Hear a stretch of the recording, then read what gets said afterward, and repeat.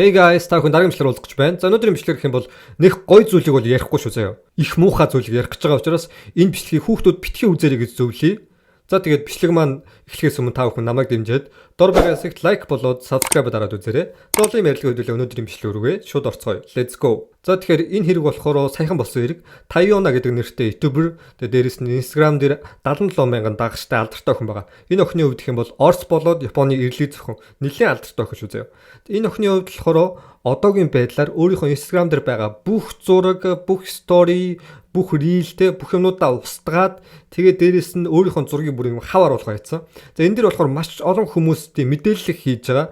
Яг 100% баттай баримттай зүйл бол биш гэхдээ энэ мэдээлэл нь бол маш үнэн байх боломжтой мэдээлэлүүд байгаа.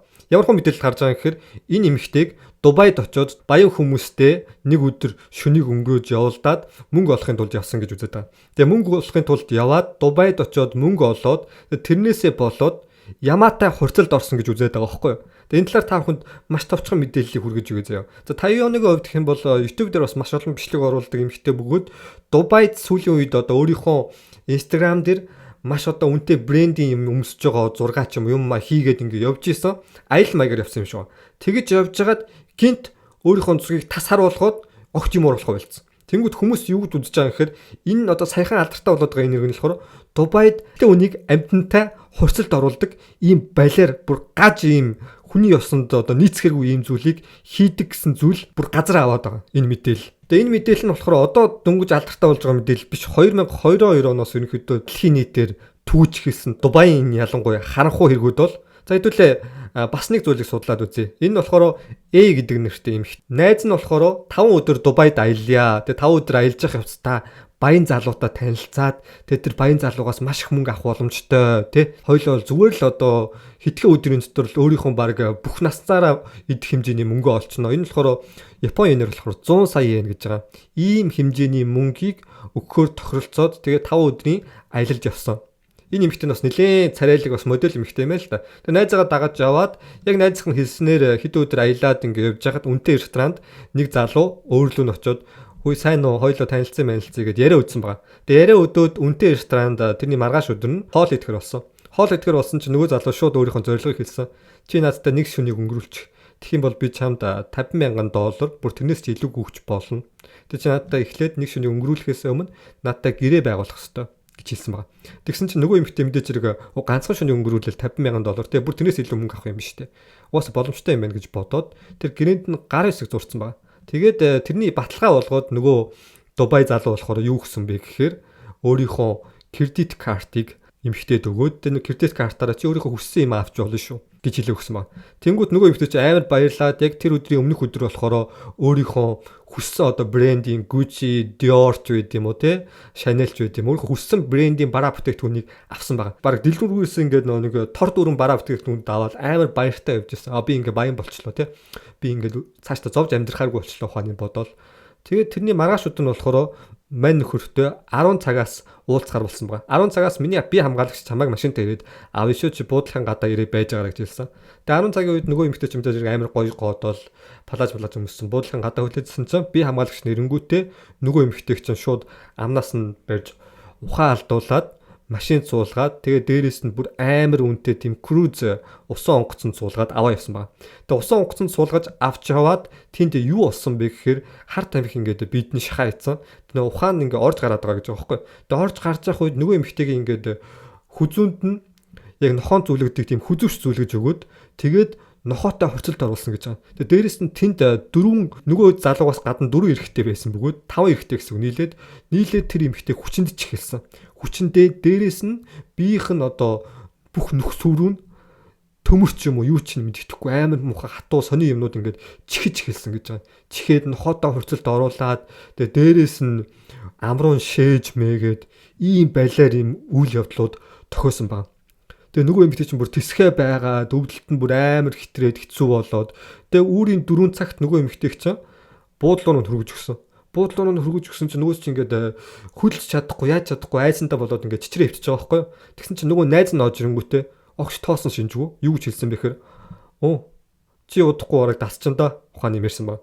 Тэгээ дасчандаа гэж хэлсэн чинь нөгөө эмэгтэй бүр гайхаад чи ийм зүйл болохыг мэдчихсэн мөртлөө надад яагаад хэлээгүй юм гэсэн чинь чамд ингэ хилчих юм бол чи үхс зугтчих байсан. Яванда уг нь дасчихна. Уг нь байнга юм байдаггүй. Хаяа бол зүг зүгээр секс хийгээл салждаг тохиолдол байгаа. Энэ бол жоохон онцгой тохиолдол байж таарлаа. Ухааны юм ярьсан байгаа. Тэгээ нөгөө A гэдэг нэртэй Япон эмэгтэй болохоор Япон руугаа буцангуудаа өөрийнхөө нэрийг нууцлаад энэ мэдээллийг олонд түгээж эхэлсэн.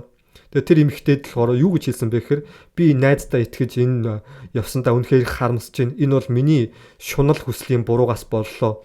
Энэ эмэгтэй бол үнэхээр аюултай эмэгтэй шүү. Ийм зүйлийг хизээч хийж болохгүй. Дубайд эмэгтэй хүмүүсийг амьтантай хурцлд оруулж ингэж муу муухай зүйлсийг хийдэг. Одоо хүртэл би нүдэ анихад л яг тэр үедэр болсон бүх зүйл миний нүдэнд харагддаг. Ухааны юм ярьж өөрийнхөө бүх зүйлийг хэлчихсэн. Тэгэхэд энд Японд болохоор энэ талаар юу гэж үзсэн бэ гэхээр чи өөрийнхөө байлаар тийм шунал амархааргаар мөнгө олно гэсэн хүслээсээ болоод ийм зүйл хийсэн. Энэ бол ялчгүй чиний өөрийн чинь буруу. Энэ бол юу тарин түүнийгээ хураана гэдэг зүйлийг чи өөр дөр авсан байна.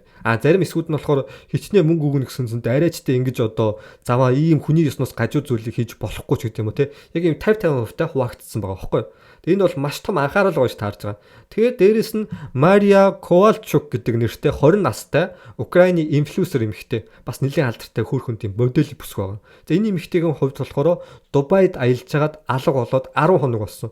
10 хоногийн дараа гадаа олдсон байна. Гадаа болохоор хөл гар нь хугарцсан заяа. Бүр амар цуснууж болцсон. Бүр амар хэцүү байдалтай болдоод тэгээ 4 удаа хагалгаа хийлгээд тэгээ хагалгаа хийлгэсэн чинь одоо хүртэл ингээд ярьж чадахгүй байдалтай байгаа гэж байгаа. Одоогийн байдлаа шүү дээ. Тэгээ энэ эмэгтэйгийн яг 100% юу болсон талаар нь Дубайгийн цагдаагийн газар энэ эмэгтэйг олоод юу гэж хэлсэн бэ гэхээр хитрхи их согтоод тэгээ тэрнээсээ болоод өндөр одоо барилгын давхраас ингээд ойчсон байна. Хэдэн 2-3 давхраас ингээд ойчоод унаа. Тэгээд ингээд бэрчсэн байна гэж хэлсэн.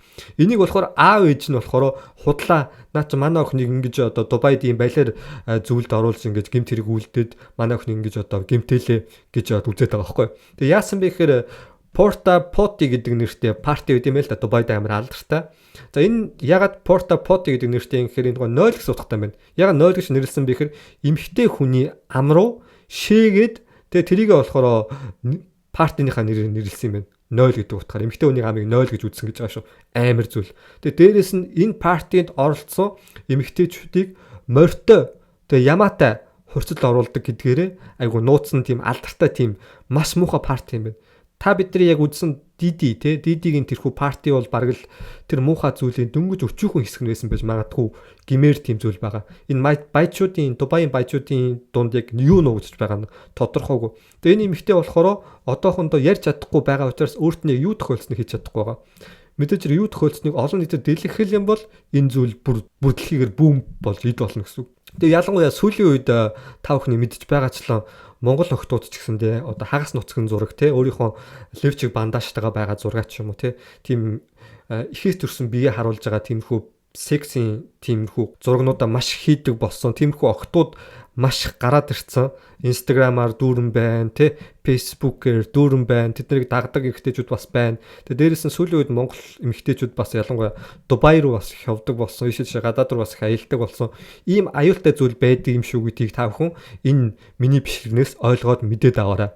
Ялангуяа энийг эмэгтэй хүмүүс үзчихэвэл те эн чин хэсгийн хугацааны дотор маш их мөнгөтэй боллоо ч гэсэнтэй энэний ард ямар их муухай зүйлийг нуугдж байгааг та хүн харж болно. Жирийн хүн бол ойролцоогоор 10-аас 20 жил хичээж өөрийн гэсэн мөнгөтэй тий баян гэж хэлэхтэр болдог.